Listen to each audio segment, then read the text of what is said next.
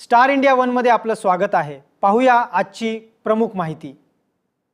अहिल्यानगरचे माजी आयुक्त पंकज जावळे यांना कोर्टाचा झटका, डिस्चार्ज अर्ज नामंजूर। अहिल्यानगर महानगरपालिकेचे तत्कालीन आयुक्त पंकज रामकृष्ण जावळे यांना एसीबी प्रकरणात मोठा न्यायालयीन धक्का बसला आहे। बांधकाम परवानगी संदर्भातील कथित लाच मागणी प्रकरणात स्वतःची सुटका व्हावी यासाठी त्यांनी दाखल केलेला डिस्चार्ज अर्ज अहमदनगर येथील विशेष एसीबी न्यायालयाने फेटाळून लावला आहे। विशेष न्यायाधीश राजेश एस गुप्ता यांनी तपासातील पुरावे, कागदपत्रे आणि नोंदींचा विचार करून आरोपी विरुद्ध प्रथमदर्शनी खटला चालवण्यास पुरेसा आधार असल्याचे नमूद केल्याची माहिती समोर आली आहे।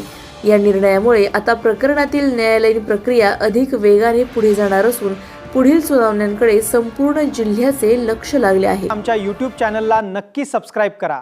पाहत रहा स्टार इंडिया। फेसबुक आणि इंस्टाग्राम स्टार इंडिया वन ला फॉलो करा। पाहिल्याबद्दल धन्यवाद।